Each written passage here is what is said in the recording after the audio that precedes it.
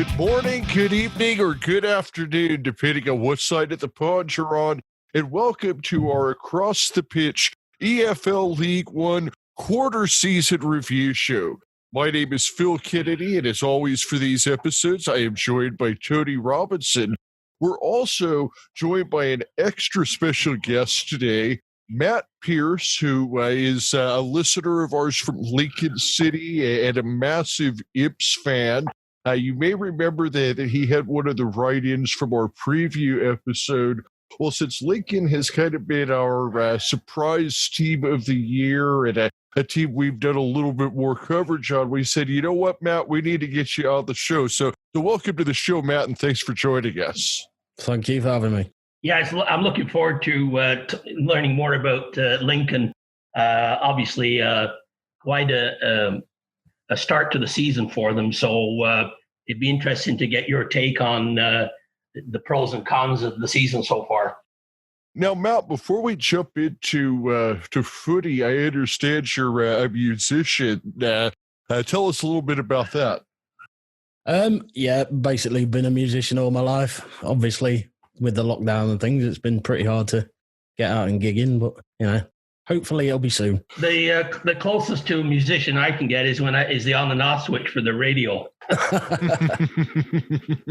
Well, with the quarterly review show here, we're going to go in reverse order at the table and start at Team 24 and go all the way up to 1. But we are going to start off with Lincoln, who are actually currently 4th in the table. Now, I remember with our review show, Tony had thought that Lincoln was going to fall about mid-table. I think, Tony, you had them in 12th. I said I thought that Appleton had done some good things and that they might press for a playoff spot. Right now, they're in 4th, which is actually a few places down from where they were a couple weeks back. But overall, Matt, I'm assuming you're ecstatic with how the first 11 weeks have gone. Completely. Yep, very unexpected. We were beginning to put a few results together at the end of last season before it got cut short, but yeah, very delighted with what's gone on thus far.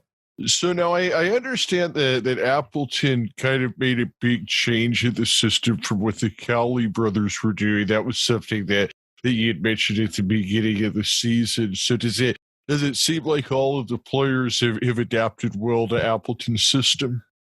It really does, yeah. I mean, if you take our FA Cup game on Saturday, I think we made 4 changes, and yet, it was quite obvious from the start that everyone was pretty much on the same page. It seems to be at the minute that all the way through the club, Appleton's trying to get everybody playing, the same way, sort of same ethos, and it's looking to be working at the minute. Touch wood. At the beginning of the season, I read that Appleton had a few words with Grant, I believe, about the way things were going to go, the systems and that. The result of that seems to have really had a positive impact on the team. Definitely. He's, especially with Liam Bridcut out at the minute, George Grant's definitely pulling the strings and, wearing the captain's armband at the minute. And I think since last season, we've had a 40% drop in the budget. So, all things considered, it's going really well.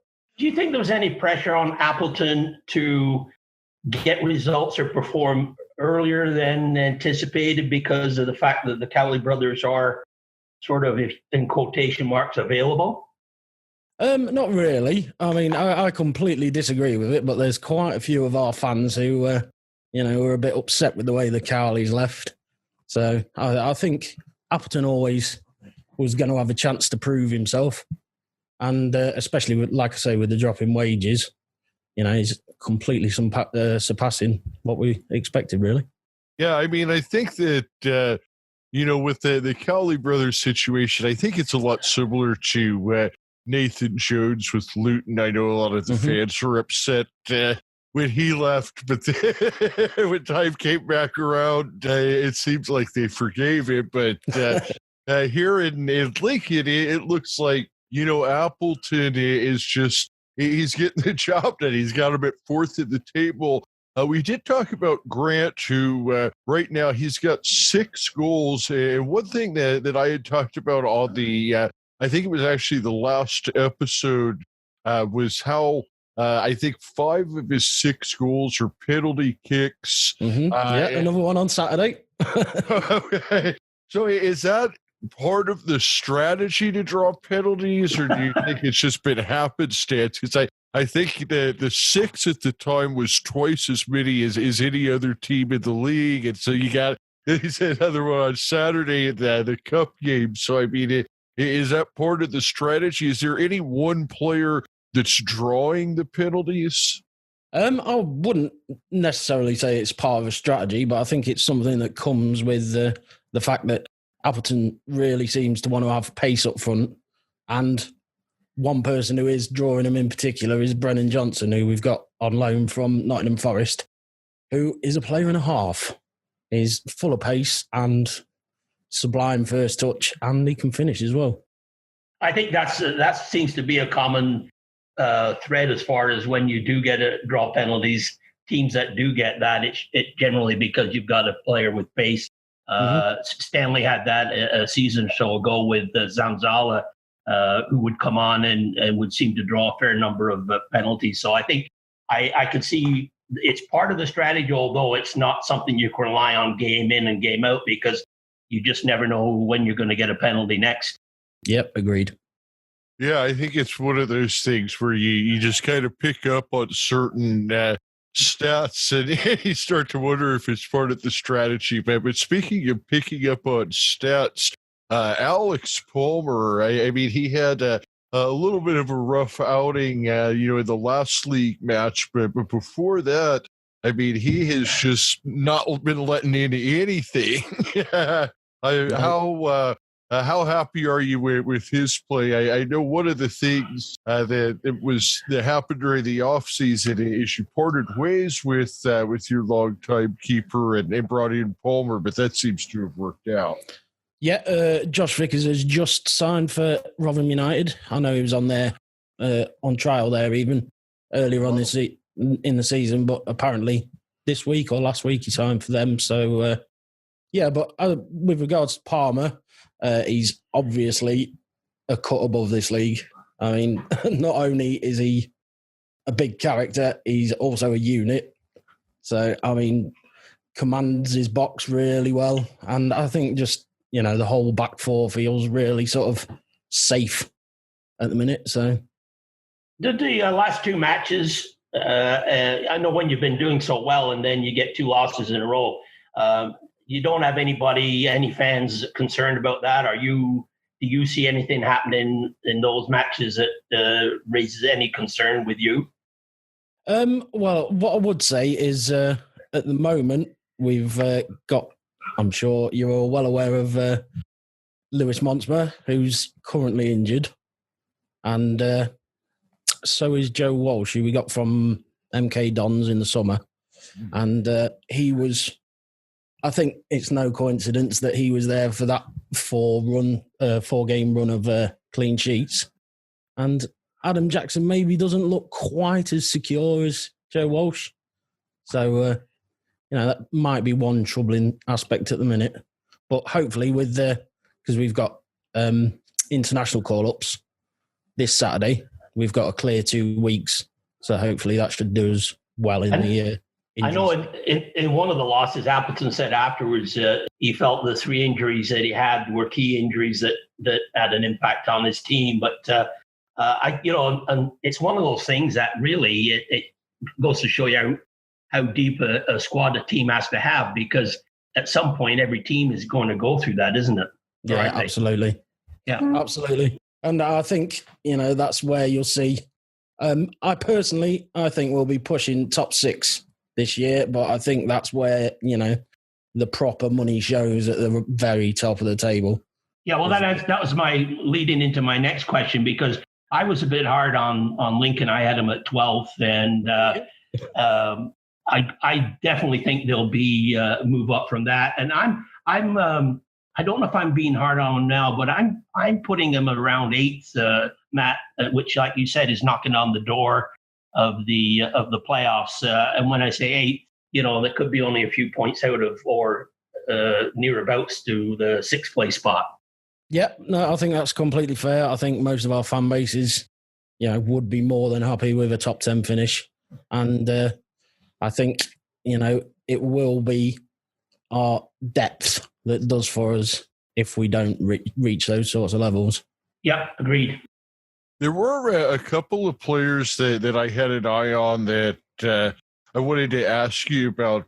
Two new players that I had talked about on the preview episode. One, you had mentioned Walsh coming over from MK Dons. Another guy had come over from MK Dons was Connor McGrandles, who's always been a guy that I really rated. He started 10 matches, played almost 800 minutes, and it looks like he's been a great addition for you guys. He definitely has, yeah.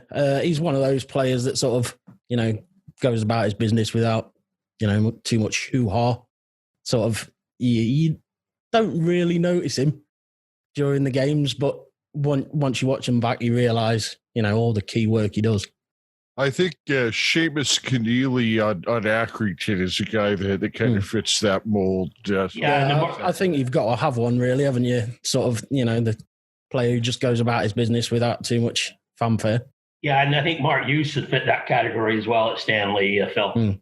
Yeah, absolutely. And the other guy I wanted to ask you about is one who hasn't played a lot, and that was Callum Morton. He, of course, had that really big run in the League Two playoffs last year, and he's a guy that I thought was going to give you some scoring up front, but he's only played 31 minutes, and two substitute appearances. It just doesn't seem like he's getting into the squad. Any reason why, or just the guys ahead of him are really performing, I guess? A bad injury, I'm afraid. Yeah, he's out at the minute. Expected to go under the knife, apparently. So, yeah, that's why he's not playing. He should be a real fillip for us when he gets back. And luckily, West Brom have, I think, let us look after his rehab. So, should be a good player to have back when he gets back. Yeah, absolutely. I didn't realize that he had that serious of an injury. What other questions did you have for Matt today, Tony? Oh, I'm good, Phil, because I think in Matt's coverage of Lincoln and his comments, he covered a lot of questions that I had, and I'm pleased for the way they're performing, and they will. I can't see any reason why not a top 10 team, and I'm just glad that Appleton's working out for the Imps. Absolutely, and I'm gonna give my prediction of sixth place for Lincoln. I think they'll grab that final playoff spot, and then hopefully make a Wickham-like run. We'd take that all day long. Very good. All right, Matt. Well, thank you for joining us today, and we'll definitely have to have you on again soon, and we really appreciate all your analysis. Yeah, thanks, Matt. Thank you for having me. Cheers, guys. Cheers. Good work. Keep up the good work. Oh, Cheers. Thank you. All right. Well, thank you again, Matt, for joining us on Across the Pitch. And now that we've said what we wanted to say about the Imps, and Tony, so you had them. What was the place that you had them at in your table? I had them in the preseason. I had them 12th, and I'm projecting them to move up 4 spots to 8th, and just challenge the outside of the playoff position. All right, and then mark me down as 6th for Lincoln. Done. All right, so now let's jump all the way down to the very bottom of the table. And here we find Wigan Athletic. Now, I think that we both knew that Wigan was going to be in for a tough year. We both knew that relegation was going to be a possibility. I think that we both thought that, being a team dropping down from the championship in spite of all the off-pitch problems and things like that they might be able to squeak out like a 19th place finish. And it's just looking like that's not going to happen. I mean, they're going down and going down fast. Yeah, they in the preseason picks, I had them at 18th, and they've obviously now dropped as far as you can go at the present time. Yet I'm not going to put them at the 24th position at the end by the end of the season, Phil. I don't think the new manager they brought in, John Sheridan, has clicked yet, and he's got to turn things around quickly. But I'm going to put them at 23rd. 23rd. Yeah, I'm going to have them dropping about 4 spots. Yeah, the turnover of staff, the players at the beginning of the season, obviously they haven't got over. I thought that when I first saw them again at Ipswich, they were a team that were going to do well enough to be out of the bottom 4. But their performances since Sheridan has come in have gone the wrong way. So I'm putting them at 23rd. All right, and I mean, not that the 23rd is much better, but I mean, this team on paper and talent-wise, they should be better than this. But I think it's just one of those teams that kind of just has this black cloud hanging around them. Frankly, there may be some apathy among the playing staff, and I think that where they are at now is where they're going to finish. So mark me down, Wigan 24th. 24th? Okay. All right. Moving one step up is another team that we thought were going to struggle, and they have, but they've struggled even a little bit more than they were supposed to, if you will, and that is Burton Albion in 23rd. Where did you have them in preseason, Tony? Well, I have them doing obviously much better. I had them at 15th, and obviously now they've dropped. Just as if it wasn't for Wigan, they'd be 24th. I think the player manager that they have, Jake Buxton, is just not getting the response like Nigel Clough would have done. And he just went to Mansfield, didn't he? Yeah, I think he just signed on the weekend. So for that reason, I've got them. I've got them at 24th, just nipping out Wigan for the bottom spot. Yeah, I'm right there with you, Tony. I mean, I think that I had them lower than you did. I think that maybe I had them at 20th, or maybe I even had them relegated. I know that I thought that Nigel Clough was going to be a huge loss for them, and it really has shown that. And yeah, I mean, I think that it's becoming pretty clear that Burton and Wigan might be the 2 worst teams in the league. Kane Hemmings has been a bright spot for Burton, so maybe he'll be enough to get them 23rd. So I basically got the bottom 2 teams finishing exactly where they're at right now. Okay, and I've just got them reversed. So we both agree that these are 2 teams in trouble. Yeah. All right. 22nd place is another team that I really expected to struggle, but they're struggling a little bit more even than I thought they would. That's Shrewsbury in 22nd place. They are currently, all 3 of the teams that we've talked about so far are tied with 7 points. Wigan has a -10 goal difference. Burton a -8 goal difference. Shrewsbury a -7 goal difference. Wigan actually has 2 wins, 1 draw, and then Shrewsbury and Burton both have 1 win and 4 draws to account for their 7 points. So, I mean, it does seem that at least Shrewsbury and Burton have put 5 matches together collectively where they at least didn't lose, where Wigan's got 8 losses already. So. Well, I think if you look at Shrewsbury, if you look at the last 5 matches, Shrewsbury and Wigan are basically tied. They've both got 1 draw in the last 5 matches. Definitely going the wrong way. I had Shrewsbury as a team that would be a benchmark for Accrington Stanley, because there's teams that you want to see that you think you could be similar to or better, that you want to beat to stay in the league. And the Shrewsbury was one of those teams. I had them at 16th position. And now, as you said, they've dropped to 6 places in the ranking for my rankings, down to 22nd. And you know what? That's exactly where I see them ending up, Phil, is staying at the 22nd spot in the relegation zone. Yeah, I mean, I think that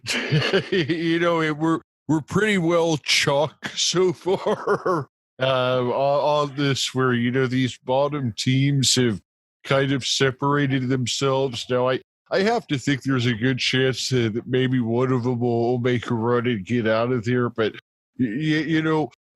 I've got a question for you here, Tony. Who's Shrewsbury's leading scorer? You got me, Phil. Go ahead. They don't have one. Nobody on Shrewsbury has more than one goal. They have 1, 2, 3, 4, 5, 6, 7 goals from 7 different players. So, I mean, that tells you right there that there's not any one player you even have to worry about defending. Well, if you, as a Shrewsbury fan, on the positive note, you've got to say you got 7 players tied for first. So are you going to where are you going to put them? Are you leaving them at 22nd? Yeah, I'll leave them at 22nd. I mean, I don't see any reason they're going to move up. Okay. All right. Now in 21st place is probably the first team that we don't expect to finish in the relegation zone. It's a team that we both expected to make a playoff push. I think I might have even said that they were a possible automatic promotion team at the beginning of the season.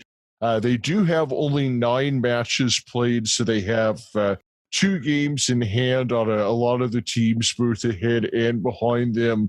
I think all of the, certainly those postponed games have interrupted them. We've talked about a playoff hangover potentially, and that's Oxford United. And, I think that they're going to finish up higher than they're at right now, but I'll let you weigh in first, Tony. Where do you think that Oxford's going to finish up? Well, Oxford to me are obviously a major disappointment, because I have them in 4th position because of their performance last year. But the hangover is gone from that to like as I said, the deer in the headlights, and they just haven't got things together. The one piece of encouragement that you could look at is that they've got 2 wins in the last 5 matches. So they do have the squad, and I think they will move up. The question is, how high will they go? I'm predicting still a bottom half finish, unfortunately, because of the way they played. And I'm going to put them at 16th, Phil. Yeah, I mean, I think that definitely an automatic promotion is out of the question with the way they've started. It was just way, way, way too far for them to climb. Now, one thing I will say is that when I look at their schedule and some of the teams they've lost to, Lincoln City, Sunderland, Peterborough, Fleetwood. So, I mean, these are all good teams that they played. A lot of them have been on the road. So, I mean, that does mean that they're going to have some easier teams coming up on their schedule. For instance, they play Wigan in 3 weeks. They've got Northampton coming up in December. They've got, for instance, they've got a 3-week run where they play Northampton, Bristol, and AFC Wimbledon. So, I mean, the other thing you have to look at is they've got those 2 games in hand. They're on 9 points right now. Well, let's say they win those 2 games in hand. That would put them in 15 points, which would actually bump them all the way up to 11th at the table. Now, obviously, you got to win those games in hand to make it happen. But I'm just saying that realistically speaking, with those two matches they haven't played, they could really be, looking a lot different. If we were sitting here, for instance, and let's say that they had gotten a win and a draw in those games, and we're sitting on 13 points, which would put them in about 12th or 13th. We'd be looking at them a lot differently than we are right now. So, I mean, it's perhaps not as bad as it looks, but it's definitely bad. I mean, they have a -6 goal difference. They have 6 losses in 9 games. Matty Taylor, he's been a bright spot for them, but, there haven't been a whole lot of bright spots. No, defensive, they've let in too many goals. And like you said, Phil, the teams that they're playing, the pressure is on them because they basically have to win them. And the chances of winning all of them, even the makeup games plus the 3 you mentioned, the odds are pretty high that they're going to win all those. And if you don't beat those teams, then you're going to end up in that bottom half. And that's why I see them, as I say, obviously I think we both agree they're not going to be in the bottom 4, but I still see them, as I say, in the bottom half of the table. I think they've dug them too big of a hole to move in the top half. Yeah, I'm going to say 12th. I'll put them right dead in the middle. Okay, sounds good. All right, now let's move out of the relegation area. Here we have Swindon Town, who are also on 9 points like Oxford. They're at a -5 goal difference. Oxford's at a -6. Like Oxford, they also have 2 games that have been postponed. One of those was Accrington. I think the other one was actually against Oxford. So they got to play each other in one of those games in hand, which makes things interesting in itself. Tony, where do you have them?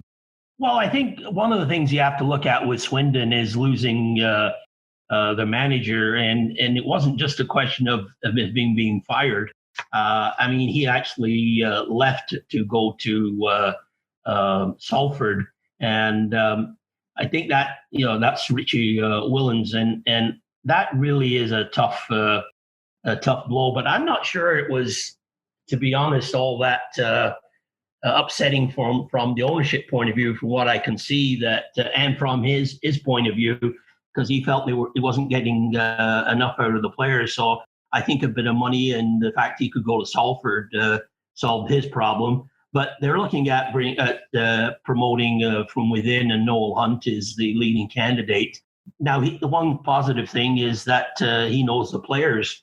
But I think Swindon are going to struggle, and I think there are 4 teams worse than them. But I had them actually in the preseason. I had them in the 13th spot, and I see them right now staying where they are in the 20th position and dropping 7 spots and ending up 20th, Phil.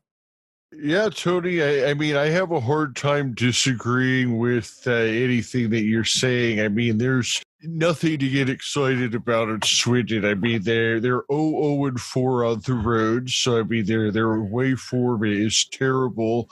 They did get the one surprise home win over Hull City, which has kind of been their bright spot for the season.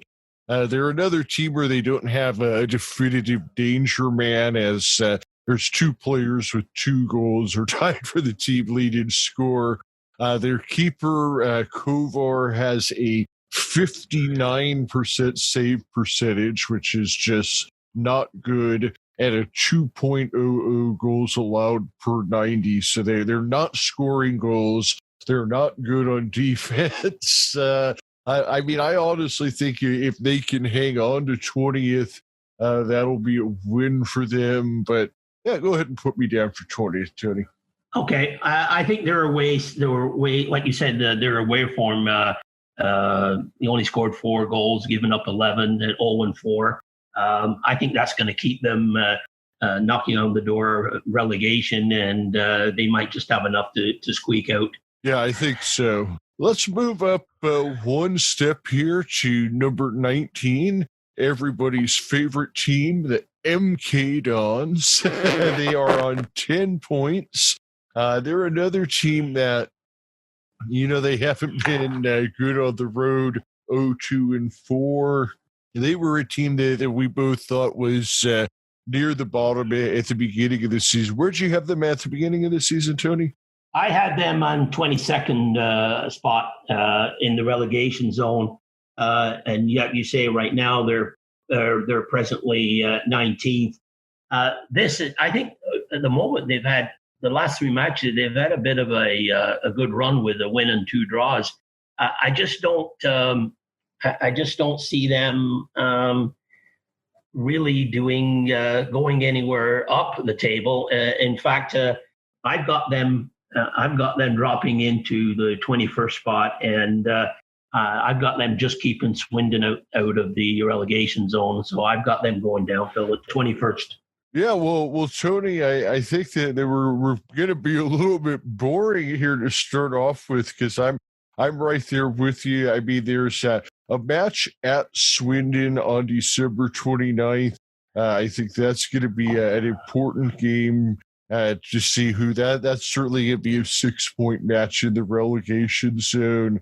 They're second from bottom on the away form table, and that's not good. Although their home record puts them at 13th. If they are to stay up, it's their home record that's going to do it. I just don't see it, and I've got to say I got them going down. Yeah, absolutely, and that's exactly where I was going with Tony. Is that like I said, the last team we talked about, Swindon, they had the worst away form at 0-4. They had MK Dons are at 0-2-4. So like you said, second worst away form. On December 29th, they play at Swindon. That's going to be an important game. That's going to be a 6-point match. But to me, the real deciding game could come in the third to the last game of the season, April 24th. That is when Swindon travels to Stadium MK, where the Dons have been, obviously a lot better than at home, at least. Actually, flip me around on this. I'm going to say that put me for Swindon in 21st, and I'll put the Dons in 20th, nicking those 3 points on April 24th to stay up. Okay, changes made. All right, let's start moving towards some slightly more interesting teams. 18th in the table, tied with MK Dons on 10 points, but with one fewer game played, is Crewe Alexandra. Now, Crewe is a team, in the preview episode, I thought that they were one of the better promoted clubs from League Two. They've gotten off to a slow start. They lost their first 3. And then they went on kind of a nice run where they had 2 wins and a draw. And then, they did win their match against Doncaster, which was a huge win in week 8. But otherwise, that's the only one they've lost. They've won in the last 5. So, you know what? Unfortunately, I don't think that Crewe is looking to be the team I thought they had a chance to be at the beginning of the year. Well, I had them in our picks at 20th. I didn't think they would do that well, but I thought they were good enough to stay above the relegation zone. And I think where they are now, to be honest, 18th. I think that's not too far off where I see them really. I'm gonna say that they stay at 18th, though. Yeah, I mean, I think that they might be a team that they could get something going here, and put me for 15th for Crewe, because I think some of these teams ahead of them might fall back a little bit. Okay, 15th it is. All right, moving up the table on 11 points with 11 games played is Northampton.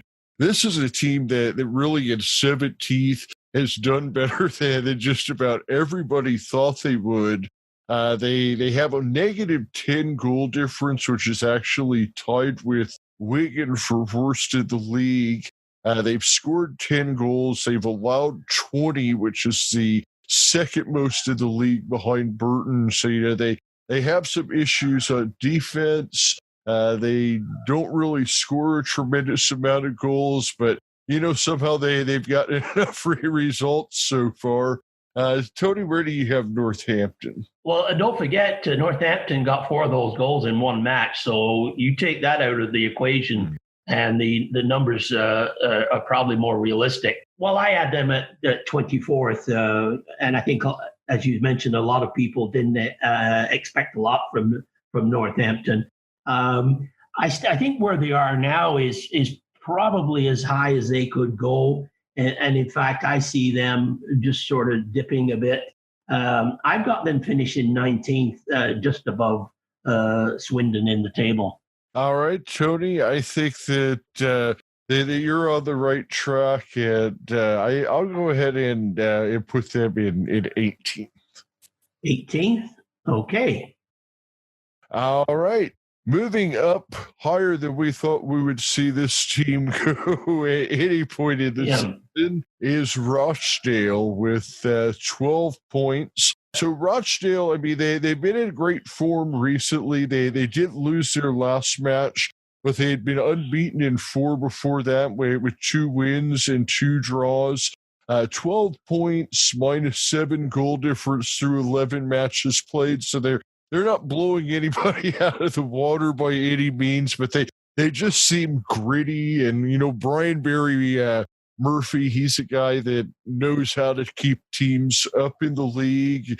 And, I mean, a lot of these teams behind him just generally look worse. I'm going to say Rochdale could probably get to like 14th.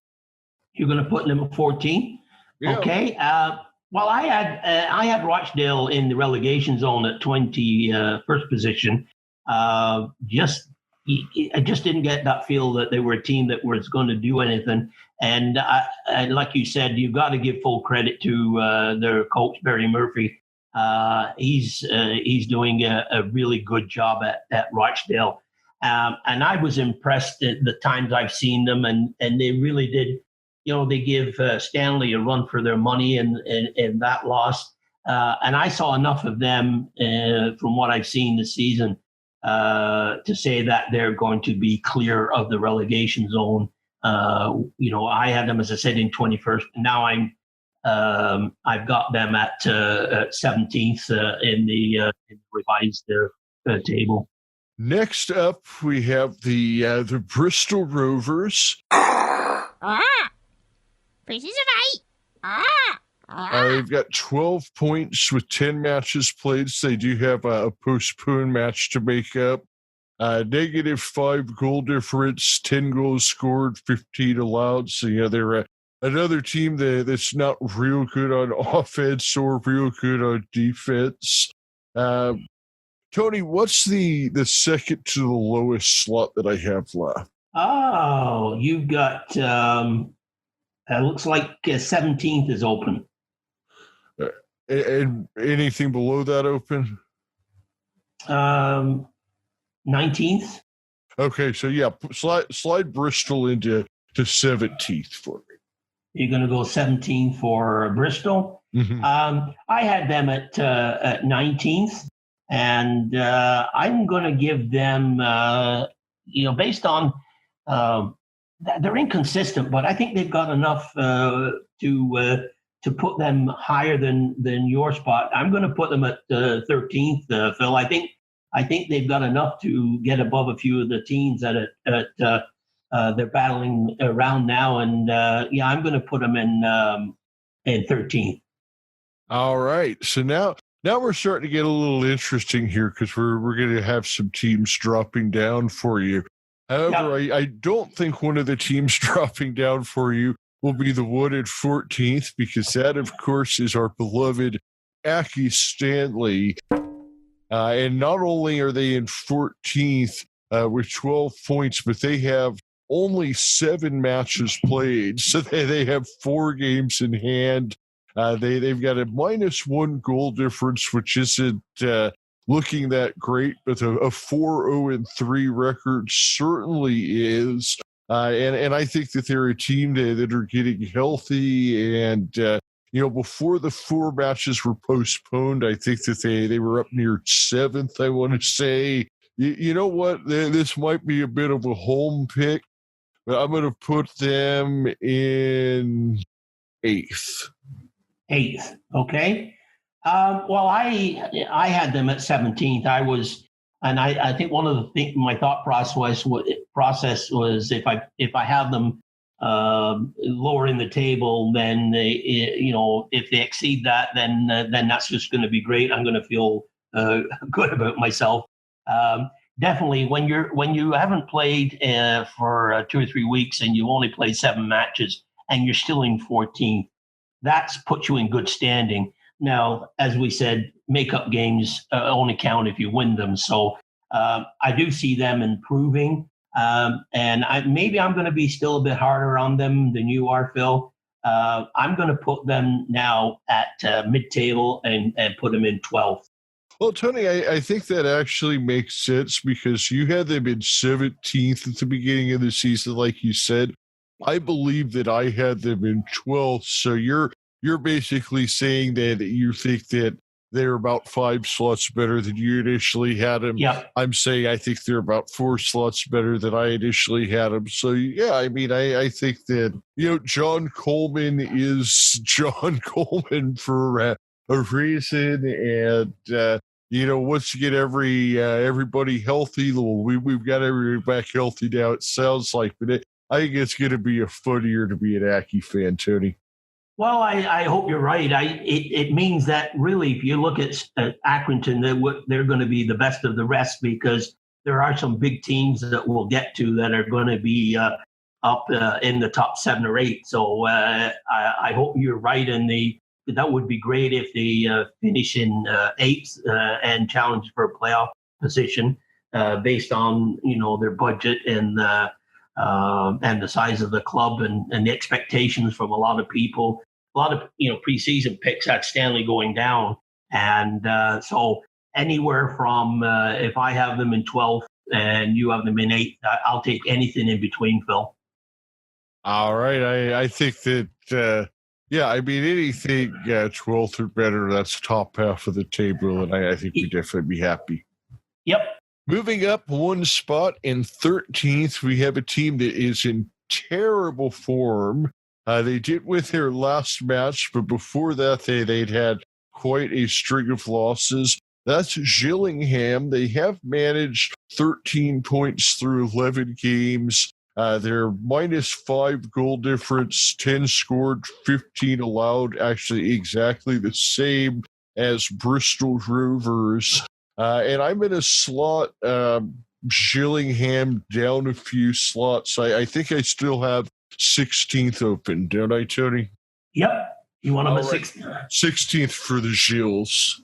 Okay. And I had them in, I give them a lot of credit in that preseason. I had them at 9th, and they certainly haven't done anything to warrant that position of the top half team. I have Gillingham now in dropping down to 15th. So I see them dropping a couple of spots. And I've got them slotted at 15th, though. All right. I think that we both are in agreement that they're headed in the wrong direction. And now in 12th, we have the team that is probably the biggest enigma on the board. We kind of thought they were going to be good at the beginning of the year. They got off to a horrible start. They've won 3 out of their last 4, but they've done it in ugly fashion. That is Blackpool. They have 13 points through 11 matches. They're ahead of Gillingham by having a -4 goal difference compared to Gillingham's -5. 10 goals scored, 14 allowed. So, I mean, the stats are not looking good. And, they're a team that I think should be better, but there's just something that tells me this team's never going to get going. And go ahead and slot them into 14th for me. Okay, 14. And Blackpool are a team that I had just outside the playoff position in seventh. I expected a lot more from Blackpool, and like you say, they've just playing some ugly football, and like you say, they're winning ugly. A win's a win, and it certainly has got them moved up in the table. They're as you said, they're at 12th now. I've got them ending up at 11th, and so I've got them dropping 4 positions from what I initially thought, and I've got them in 11th spot. Moving up to 11th is a very surprising AFC Wimbledon team. They currently sit on 14 points. Probably even more surprisingly, they've managed an even goal difference, 14 goals scored, 14 goals allowed. However, I've been saving that 19th spot because legitimately this has been a 2-man team, Joe Piggott and Connell Truman. This is a 46-game season. Eventually, that's going to catch up to them. I do think that they will stay up, but slot the Wombles into 19th for me. 19th, okay. I had AFC Wimbledon at 23rd, and obviously they're exceeding everybody's expectations, probably even some of the Wimbledon fans. You've got them you put them in at 19th, and let's see, I've got them, you know what, I've got them higher than that, Phil. I'm going to give them some credit, and I'm going to put them at 14, so which is a move up of 9 positions from what that I originally thought. So I'm going to slot them in at 14th, Phil. All right, 14th. I think that would be that would actually, I know for a fact, be the highest they've ever finished, because I know they finished 15th, I believe, their first season of League One. And then they finished either 19th or 20th, I think, every year since. So, yeah, if they get that would be their highest finish ever. Yep.